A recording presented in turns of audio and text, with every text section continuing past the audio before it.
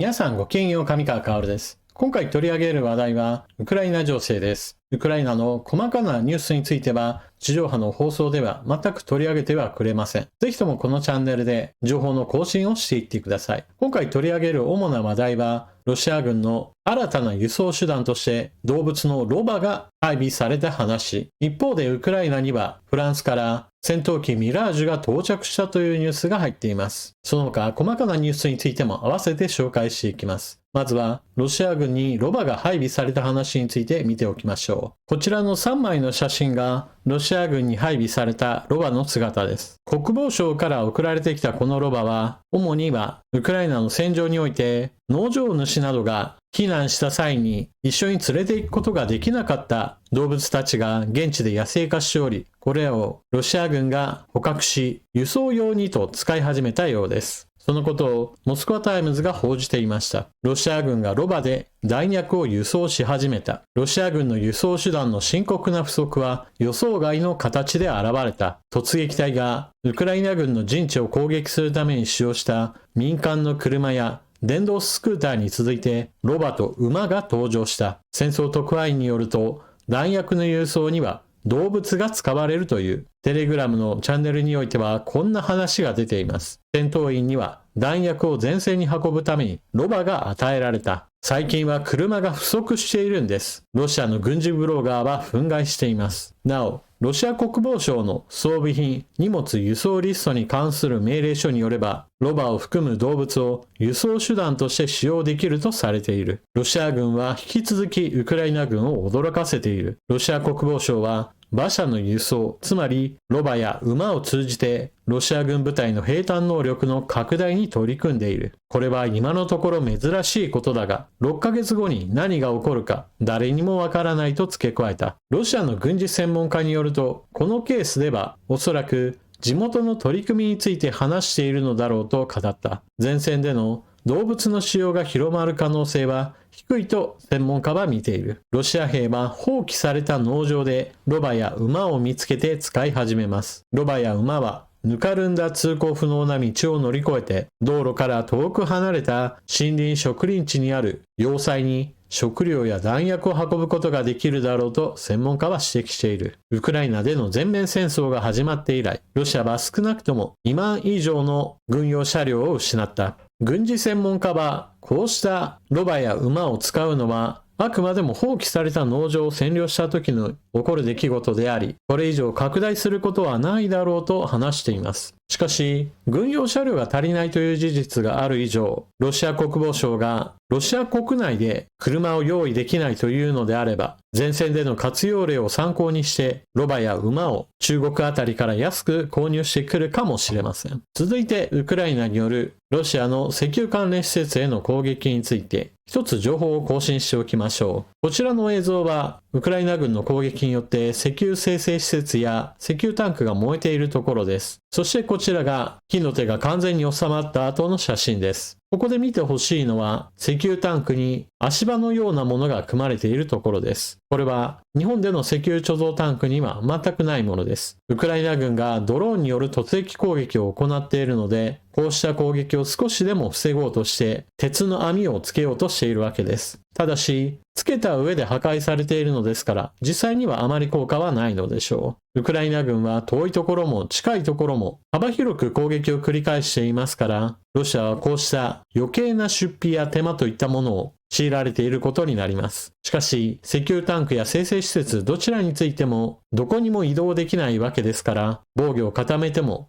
よりウクライナ軍が爆薬量を増やせば全くその手間は無駄になってしまうことでしょう。続いてウクライナに対する軍事支援、一歩前進のニュースが入っています。フランス製ミラージュ2000戦闘機の第一陣が予定より早くウクライナに到着。こちらの写真は参考資料です。2022年3月にエストニア上空を飛行しているフランスのミラージュ2000戦闘機。最新鋭の戦闘機ではありませんが、空軍の機体数が減っているウクライナにしてみれば、少々の古さというものも十分飲み込める性能があります。ウクライナはフランスから初の改良型ミラージュ2000戦闘機を受領したと、フランスのセバスチャン・ルコルニュ国防相が2月6日木曜日に発表した。戦闘機の正確な数は明らかにされていないが、大臣はフランスで数ヶ月の訓練を終えたウクライナ人パイロットを乗せて到着したことを確認した。この到着は当初の予定より早い。フランスは以前、戦闘機は4月1日頃に到着する予定だと述べていた。これらの航空機は準備に約8ヶ月を費やしたことになる。2023年10月、ルコニン氏はミラージュ2000がフランスの空軍基地でアップデートを受けており、新しい電子戦システムと空対地攻撃能力が搭載されていると言及した。同時に、フランスは3月からウクライナのパイロットと地上要員26人を訓練している。この訓練は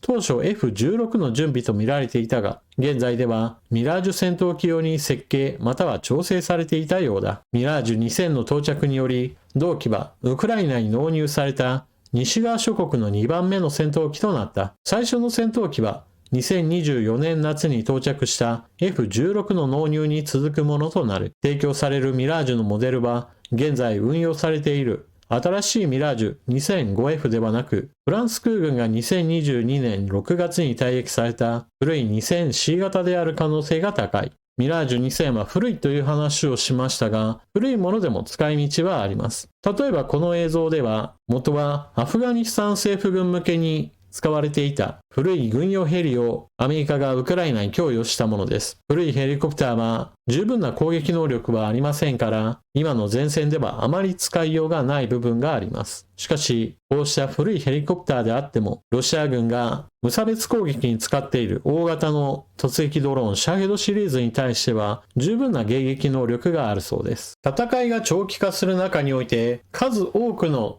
軍用車両が撃破されたことにより、ロシア軍の兵器の質がだんだんと悪くなってきたということについて、私は継続的にお話をしてきましたが、この話それ自体を嘘だと断じることはできないでしょう。最新の戦車が姿を消し、次に古い戦車へと移行していく。ソ連時代に作られたものが再生されて前線へと供給されるが、それらもまた破壊され、少しずつソ連製のものでも新しいものからなくなっていき、古いものへとどんどんと移り変わっていく。そうした供給量も減ってきて、いよいよ軍用品ではなく民間の車両などが用いられるようになっていく。前線の兵士たちにはバギーやバイク、一般に売り出されているピックアップトラックやそうしたものがなければ、ただのファミリーカーを使うこともあって、そうした車両ですらも手に入れられないのであれば、電動キックスケーターや自転車だって使います。最近だと幸運機すらもわざわざロシア軍仕様に色を塗り直して使い始めていますし、今回のロバを使うという話についても、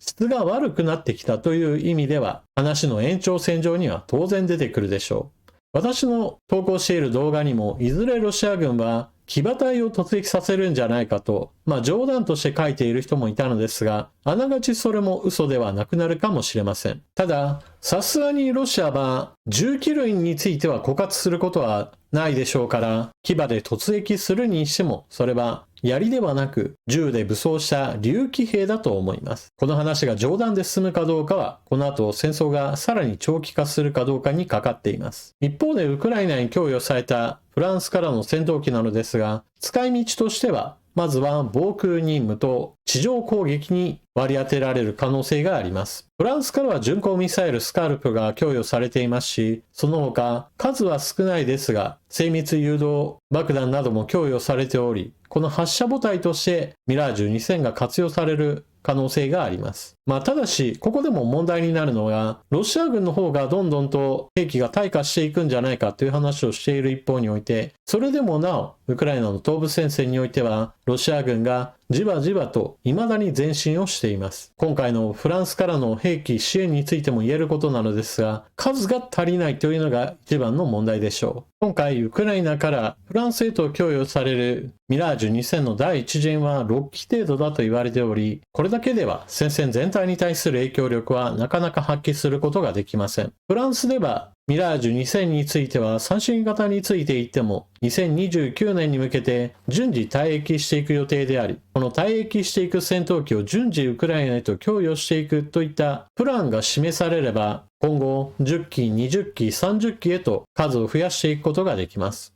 フランス空軍はミラージュ2000については順次退役させていくといったことはもう決めているわけですから、この退役イコールウクライナへ供与するという基本路線をぜひとも取ってほしいものです。ロシア軍の前線では近代兵器がだんだんと姿を減らしているわけですから、せめて数が少なかったとしてもウクライナへと近代兵器を供与し続けることがロシア軍に大きなダメージを与え続けるために必要です。ロシア軍の前線においてロバや馬が採用され始めました。本来であれば軍用車両で物や人を運べば良いのですが、そうしたものが足りないので現地では必要とされて動物も使われるようになったのでしょう。軍事専門家はこうした動きは全体に波及するほどではないとは言っていますが、果たしてそうかなとちょっと疑わざるを得ません。あなたはどう思われたでしょうか。それでは動画は最後までご視聴いただきありがとうございました。チャンネル登録していない方はぜひともこの機会にチャンネル登録よろしくお願いします。それでは次の動画でまたお目にかかりましょう。またね。